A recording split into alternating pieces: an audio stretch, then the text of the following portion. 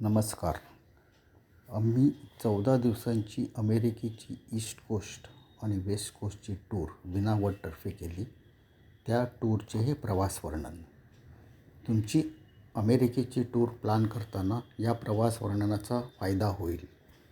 प्रथम युनायटेड स्टेट्सची थोडक्यात माहिती घेऊया. हा देश उत्तर अमेरिका खंडातील प्रमुख देश. हा देश 50 फेडरेटेड स्टेट्सचा एक समूह आहे. त्यातील काही महत्त्वाची स्टेट्स इथे दाखवली आहेत. अमेरिकेला आपल्या भारतासारखा इतिहास नाही, कारण हा देशच 12 ऑक्टोबर 1492 ख्रिस्तोफर कोलंबस यांनी शोधला आणि त्यानंतर इथे वसाहती वसू लागल्या. आज हा जगातील सर्वात समृद्ध आणि श्रीमंत देश आहे. अमेरिकेत बघण्यासारखी जी शहरे आहेत ती ईस्ट आणि वेस्ट कोस्टलाच आहेत. ईस्ट आणि वेस्ट कोस्टचे अंतर 4,500 किलोमीटरवर आहे आणि टाईम डिफरन्स 3 तासाचा आहे. आम्ही एकूण 9 शहरांना भेटी दिल्या. त्यातील 5 ईस्ट कोस्टला आणि 4 वेस्ट कोस्टला होती. काही शहरे लांब असल्यामुळे आम्हाला विमानाने जावे लागले. प्रथम आम्ही 24 तासांचा विमान प्रवास करून मुंबईवरून ईस्ट कोस्टला न्यूयॉर्कला पोचलो. न्यूयॉर्क शहराची लोकसंख्या 82 लाख आहे आणि हे अमेरिकेतील सर्वात जास्त लोकवस्तीचे शहर. जगाचे व्यापाराचे, कल्चरल, एंटरटेनमेंट, शिक्षणाचे आणि टेक्नॉलॉजीचे हे प्रमुख केंद्र आहे. इथे युनोचे हेडक्वार्टर्स आहे. हे शहर मॅपमध्ये दिलेल्या 5 विभागामध्ये विभागले गेले आहेत. त्यातील मॅनहटन हा आपल्या मुंबईच्या फोर्ट एरियासारखा मेन विभाग आहे. उंच बिल्डिंग्स, कमर्शियल आणि रेसिडेन्शियल दोन्ही. या शहराच्या जवळच न्यू जर्सी ही ट्विन सिटी आहे. ही 2 शहरे हडसन नदीमुळे आणि बे एरियामुळे डिव्हाइड झाली आहेत. या 2 शहरांच्या मध्ये लिबर्टी आयलंड आहे, जिथे स्टॅच्यू ऑफ लिबर्टी आहे. हे आमचे न्यूयॉर्क साईटसीइंगचे पहिले स्थान. आम्ही न्यू जर्सीचा लिबर्टी पार्क जेट्टीवरून क्रूजने लिबर्टी आयलंडला गेलो. जाताना मॅनहटनच्या उत्तुंग बिल्डिंग्स म्हणजे न्यूयॉर्कची स्कायलाईन दिसते. लिबर्टी आयलंडला उतरल्यावर 305 फूट उंचीचा स्टॅच्यू ऑफ लिबर्टी दिसतो. हा स्टॅच्यू फ्रान्स आणि अमेरिकेच्या मैत्रीचे प्रतीक म्हणून 1886 साली उभारला गेला.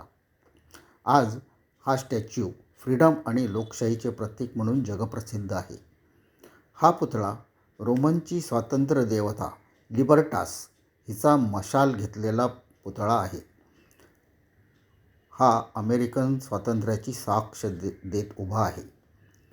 लिबर्टी आयलंडवरून आम्ही क्रूजने न्यूयॉर्कच्या बॅटरी पार्क या जेट्टीवर उतरलो आणि मॅनहटन एरियामध्ये फिरलो. बॅटरी पार्क हे मॅनहटन एरियाचे दक्षिणेचे टोक. तिथून आम्ही वॉल स्ट्रीटला गेलो. इथे जगातल्या सर्व मोठ्या बँकेंचे आणि फायनान्स कंपन्यांचे हेडक्वार्टर्स आहेत. न्यूयॉर्क स्टॉक एक्सचेंजची मोठी बिल्डिंग आणि चौकातील बुल बघितल्यावर मुंबईच्या दलाल स्ट्रीटची आठवण होते.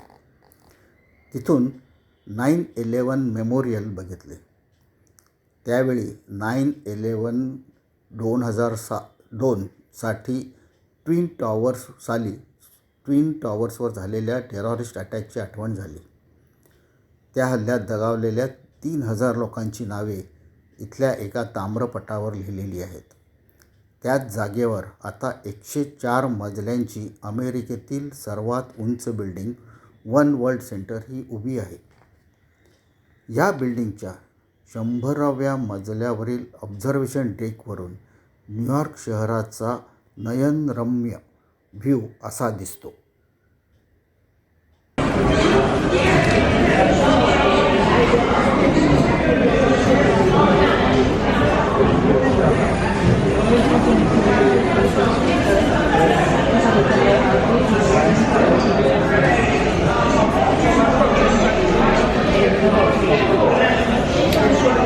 मॅनहॅटनमधल्या काही महत्त्वाच्या ठिकाणी भेटी दिल्या. बॅटरी पार्क ही 25 एकरमध्ये पसरलेली पब्लिक गार्डन आहे. मॅनहॅटनवरून ब्रुकलिनला जाण्यासाठी 1883मध्ये बांधलेला हा ब्रुकलिन ब्रिज अजूनही गजबजलेला असतो. युनो म्हणजे युनायटेड नेशन्स ऑर्गनायझेशनचे हे हेड ऑफिस जागतिक प्रश्नावरील सोल्युशन्स काढण्यासाठी प्रयत्नशील असते. रॉकफेलर हे अमेरिकेतल्या श्रीमंत रॉकफेलर फॅमिलीने बांधलेला 22 एकरातील 19 बिल्डिंगचा एक कॉम्प्लेक्स आहे. हा सर्वात महागडा कॉम्प्लेक्स.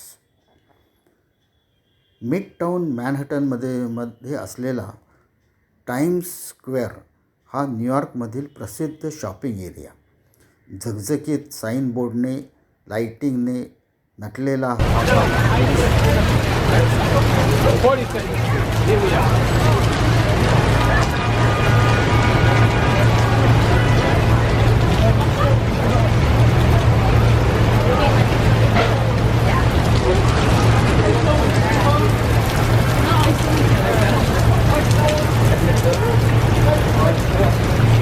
न्यूयॉर्कवरून वॉशिंग्टन या अमेरिकेच्या राजधानीच्या शहरात जाताना पूर्वीच्या राजधानीचे शहर फिलाडेल्फिया या शहरात थांबलो. इथेच 4 जुलै 1776 साली अमेरिकन इंडिपेंडन्सची घोषणा झाली आणि लिबर्टी बेल वाजवली गेली. आत्ता फिलाडेल्फिया एज्युकेशन हब आहे आणि बऱ्याच युनिव्हर्सिटी इथे आहेत. फिलाडेल्फिया साईटसीइंग टूरमध्ये आम्ही प्रथम इंडिपेंडन्स हॉलला गेलो. इथेच अमेरिकन स्वातंत्र्य चळवळीसाठीच्या मीटिंग्स होत असत आणि स्वातंत्र्य मिळाल्याची घोषणा ही इथेच झाली होती. लिबर्टी बेल आधी इंडिपेंडन्स हॉलवरती लावली होती. ही बेल 1752मध्ये ब्रिटिश कंपनीकडून बनवून घेण्यात आली आणि 4 जुलै 1776 साली अमेरिकेच्या स्वातंत्र्याच्या घोषणेच्या वेळी ती वाजवली गेली. 1840 साली या बेलला एक क्रॅक गेला, तो इथे दिसतोय. 2003 साली ही बेल हॉलच्या जवळ लिबर्टी बेल सेंटरमध्ये आता बघण्यासाठी ठेवली आहे. फिलाडेल्फिया सिटी हॉल ही फिलाडेल्फिया सिटी काउन्सिलची मीटिंगची जागा. 1901 साली बांधलेली ही बिल्डिंग अमेरिकेतील सर्वात मोठी म्युनिसिपल बिल्डिंग आहे.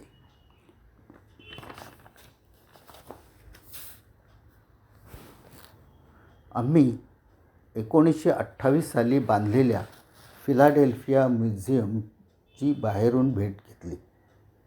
तिथे वर जाण्यासाठी 72 स्टेप्स आहेत. या पायऱ्या रॉकी स्टेप्स म्हणून प्रसिद्ध आहेत. इथे रॉकी बाल्बोआ इथल्या बॉक्सरचा स्टॅच्यू आहे आणि त्याच्या बरोबर अपोजिट साईडला अमेरिकेचे पहिले प्रेसिडेंट जॉर्ज वॉशिंग्टन यांचाही स्टॅच्यू आहे. बघण्यासारखा आहे. इथून 3 तासावर असलेल्या वॉशिंग्टन DC या शहराच्या राजधानीच्या शहरात गेलो. 1791 साली ही सिटी उभारण्यात आली आणि फिलाडेल्फियावरून ही सिटी 1800मध्ये इथे शिफ्ट झाली. इथली साईटसीइंग प्लेसेस या मापमध्ये दाखवली आहेत. इथे दाखवलेली पेंटॅगॉन बिल्डिंग ही अमेरिकेच्या डिफेन्स डिपार्टमेंटचे हेडक्वार्टर्स. 1941 साली बांधलेली ही इमारत जगातील सर्वात मोठी इमारत आहे. इथे 26,000 डिफेन्सचे ऑफिसर्स आणि सपोर्ट स्टाफ काम करतात. कॅपिटॉल बिल्डिंग ही अमेरिकेच्या लेजिस्लेटिव्ह काउन्सिलची 1800 साली बांधलेली इमारत. इथून जवळच व्हाईट हाऊस ही अमेरिकेच्या प्रेसिडेंटची ऑफिशियल रेसिडेन्स आहे. ही बिल्डिंगसुद्धा 1800 साली बांधली. लिंकन मेमोरियल ही बिल्डिंग अमेरिकेचे 16वे प्रेसिडेंट 1861 ते 1865 या काळातील यांच्या स्मृतिप्रित्यर्थ बांधली आहे. अमेरिकेच्या सिव्हिल वॉरच्या काळानंतर अब्राहिम लिंकन यांनी अमेरिकेचा मॉडर्न अमेरिका बनवला आणि जगातले समृद्ध राष्ट्र बनले. द ओबेलिस्क ही 500 फूट उंचीची चौकोनी वर टेपरिंग होत गेलेला हा एक स्तंभ आहे. याला वॉशिंग्टन मेमोरियलही म्हणतात. वॉशिंग्टनवरून बसने नायगारा फॉल्सला निघालो. वाटेत हर्षीज चॉकलेटची फॅक्टरी कॉम्प्लेक्सला भेट दिली.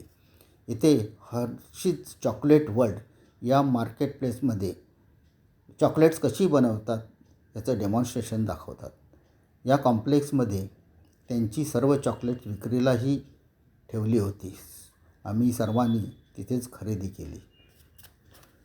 नायगारा फॉल्स नायगारा नदीवरचे 3 फॉल्स आहेत. त्यांचा समूह आहे. सर्वात मोठा आणि उंच फॉल्स हा कॅनडाच्या हद्दीतला हॉर्सशू फॉल्स. हा फॉल्स अमेरिकेच्या हद्दीतील गोट आयलंडवरनं बघता येतो. उरलेले 2 फॉल्स, ब्रायडल वेल फॉल्स हा सर्वात छोटा आणि दुसरा अमेरिकन फॉल्स, हे 2 अमेरिकेच्या हद्दीत आहेत. ते बघण्यासाठी ऑब्झर्वेशन डेक आहे. रात्री नायगारा फॉल्सचे फायरवर्क्स आणि लाइटिंग बघायला गेलो. फेसाळणारा उंच नायगारा फॉल्स, त्यावर टाकलेले वेगवेगळ्या रंगाचे प्रकाशझोत आणि आकाशात उंच उडणारे रंगीबेरंगी फटाके, अगदी डोळ्याचे पारणे फिटणारे हे दृश्य बघून अमेरिकाच्या टूरचे पैसे वसूल होतात.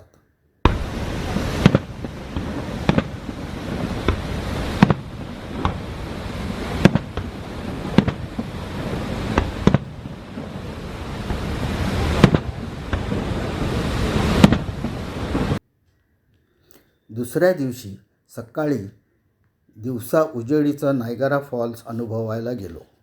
गोट आयलंडवरील केव्ह ऑफ द विंड ही टूर करण्यासाठी 175 फूट डीप व्हॅलीमध्ये एलिव्हेटरने उतरलो. तिथून वुडन प्लॅटफॉर्मवरून हरिकेन डेकवर पोचलो. इथे ब्रायडल वेल्स फॉल्सचे पाणी तुम्हाला भिजवून टाकते. नंतर made of the mist he boat ride तुम्हाला कॅनेडियन फॉल्स म्हणजे हॉर्सशू फॉल्सच्या अगदी जवळून घेऊन जाते. खूप छान अनुभव येतो. नंतर नायगारा फॉल्सचे हेलिकॉप्टरमधून 10 मिनिटाची ट्रिप केली. तुम्हाला कॅनडाचा व्हिसा काढून कॅनडातून नायगारा दिसेल तसाच या राईडमधून तुम्हाला बघता येतो. वरून 3ही फॉल्सची मजा लुटता येते. कॅनडा आणि USA जोडणारा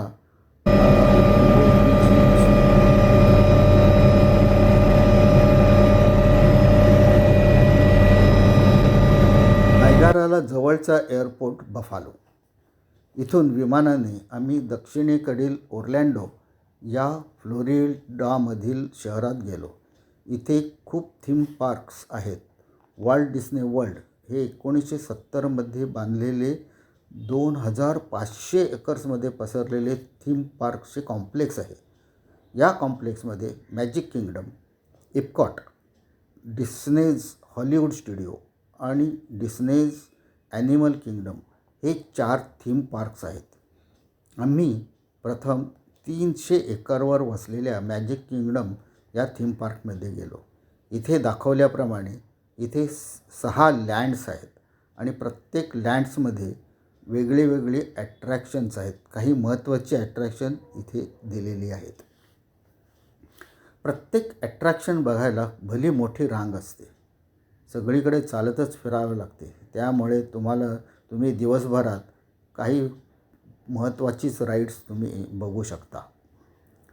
दुसऱ्या दिवशी सकाळी नासा या अमेरिकेच्या स्पेस रिसर्च सेंटरपैकी एक, ज्याला जॉन केनेडी स्पेस सेंटर म्हणतात, तिथे गेलो. इथे अमेरिकेचे अपोलो, स्कायलॅब आणि स्पेस शटल या स्पेसचे लॉन्च प्रोग्राम केले जातात.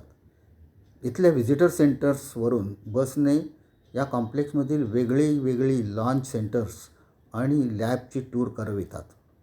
बाहेर मोकळ्या ग्राउंडवर रॉकेट गार्डन आहे. तिथे स्पेस रॉकेट्सची मॉडेल्स बघायला मिळतात. लॉन्च ऑपरेशन सेंटरमध्ये अपोलो चांद्रयानाचा लॉन्चचा वेळचा व्हिडिओ बघायला मिळतो. संध्याकाळी वॉल्ट डिस्ने वर्ल्डच्या दुसऱ्या थीम पार्क म्हणजे इप्कॉट म्हणजे एक्सपेरियन्शियल प्रोटोटाईप कम्युनिटी ऑफ टुमारो याला भेट दिली. भविष्यकाळातील शहरे कशी असतील, त्यावेळी मास ट्रान्सपोर्ट कसे असतील, शेती कशी असेल, मॉडिफाईड फळे भाज्या कशा असतील याचे प्रयोग इथे बघायला मिळतात. संध्याकाळी इप्कॉटमधील वर्ल्ड शोकेस लगून या ठिकाणी जमलो.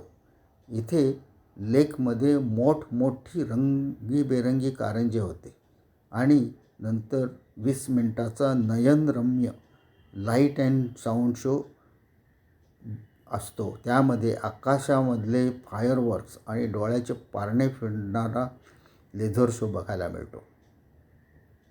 आम्ही ईस्ट कोस्टची टूर संपवली आणि ओर्लँडोवरून विमानाने व्हाया डेन्व्हर इथून लास व्हेगास या वाळवंटाच्या भागात पोचलो एकेकाळच्या. आत्ता हे जगातील श्रीमंतीचे दर्शन घडवणारे झगझगीत शहर इथे आहे. इथली मोठमोठी हॉटेल्स, रिसॉर्ट्स, कॅसिनोज, मोठ्या गाड्या, रेस्टॉरंट्स, डान्स शोज यामुळे हे जगाचे एंटरटेनमेंट सेंटर बनले आहे. जगातील श्रीमंत लोक इथे पैसे उधळायला आणि एन्जॉय करायला येत असतात. इथला सर्वात मोठ्या द व्हेनेशियन या हॉटेलला भेट दिली. एका मोठ्या स्टेडियमवर जर वर पूर्ण निळ्या आकाशासारखे दिसणारे छत घातले तसे हे हॉटेल. चहूबाजूनी त्याच्या पाणी आहे, त्याच्यावर ब्रिजेस बांधले आहेत आणि गंडोलामधून त्या पाण्यातून तुम्हाला फिरता येते. ज्याची कल्पना तुम्हाला या व्हिडिओवरनं येईल.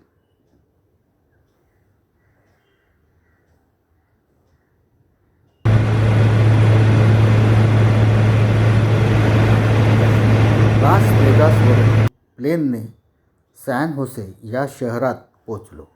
याला सिलिकॉन व्हॅलीचे कॅपिटल म्हणतात, कारण ॲपल, गुगल सारख्या जगातल्या सर्व मोठ्या टेक कंपन्यांचे हेडक्वार्टर्स आणि मोठे कॅम्पस या शहरात आहेत. तसेच JP मॉर्गन, वेल फार्गो सारख्या फायनान्शियल कंपन्यांचेही कॅम्पस इथे आहेत. या शहराचे पर कॅपिटा इन्कम अमेरिकेतल्या इतर मोठ्या शहरांपेक्षा खूपच जास्त आहे. आम्ही ॲपलच्या व्हिजिटर सेंटर्सला थांबलो.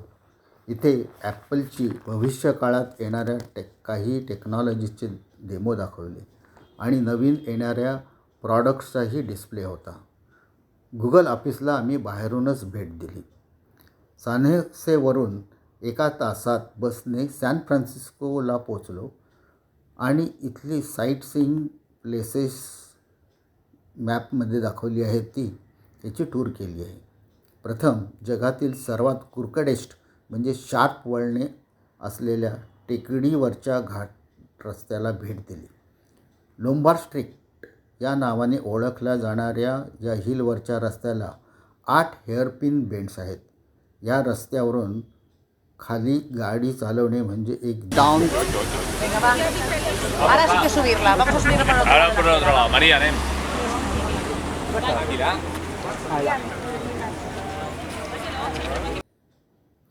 Golden Gate Bridge suspension bridge हा सॅन फ्रान्सिस्कोला सॉसिलो सिटी या मरीन काउंटी शहराला जोडणारा 1937 साली बांधलेला लोखंडी ब्रिज. त्याच्या एका एंडला गोल्डन गेट पार्क आहे. तो जवळजवळ 1000 एकरमध्ये पसरला आहे. तिथून जवळच ट्विन पीक हे इथले सर्वात उंचीचे ठिकाण आहे. आम्ही फिशरमन्स वार्फ या शॉपिंग, सीफूड, बेकरी असलेल्या प्रसिद्ध चौकात उतरलो. इथून आम्ही गोल्डन गेटची 1 तासाची क्रूजची टूर केली. गोल्डन ब्रिजच्या खालून आणि अल्काट्रॅझ आयलंडला वळसा घालून या क्रूजने आम्ही परत आलो. सॅन फ्रान्सिस्कोवरून शेवटचे डेस्टिनेशन लॉस एंजेल्सला जाताना सांता बार्बारा या बीचवर थांबलो. एका बाजूला पर्वत आणि दुसऱ्या बाजूला सुंदर बीच आणि वर निळे आकाश असे नयनरम्य दृश्य होते ते. या बीचवरून डॉल्फिन बघायला बोटीतून जाता येते.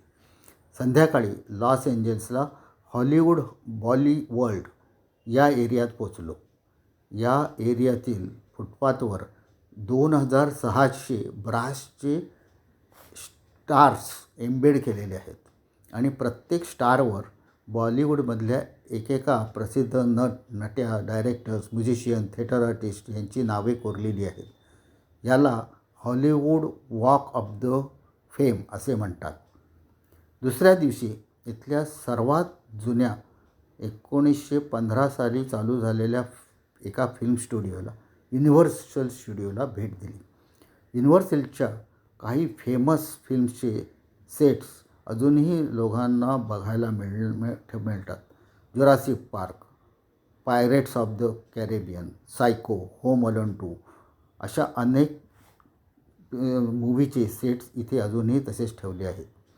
पिक्चरमध्ये वापरल्या जाणाऱ्या कार्स, क्रॅश झालेले जळते विमान, आग लागलेले शहर असे बरेच रेडी सेट्स इथे आहेत.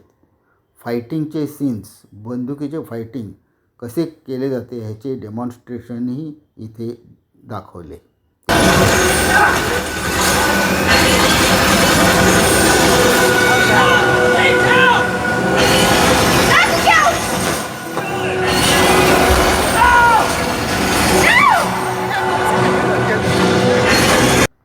आमचा ट्रिपचा शेवटचा दिवस. सकाळी इथल्या पीटरसन्स ऑटोमोटिव्ह म्युझियमला भेट दिली. हे जगातील सर्वात मोठे नॉन प्रॉफिट ऑटोमोटिव्ह म्युझियम आहे. इथे जवळजवळ 100 वेगवेगळ्या कार्स, मूव्हीमध्ये दाखवलेल्या कार्स, रेसिंग कार्स, खूप महागड्या मॉडिफाईड कार्स बघायला मिळतात. आम्ही 2 आठवड्याच्या हेक्टिक अमेरिकेची टूर संपवून मुंबई एअरपोर्टवर उतरलो. आपला भारत देश किती सुंदर, ऐतिहासिक आणि विविधतेने नटलेला आहे याचा आता आम्हाला अभिमान वाटायला लागला आणि हे समजण्यासाठीच बाहेरच्या देशाच्या अशा टूर करणं म्हणजे करायला हव्यातच. धन्यवाद. असेच आमचे बाकीचे व्हिडिओ बघण्यासाठी आमचे चॅनल सबस्क्राईब करा. धन्यवाद. पुन्हा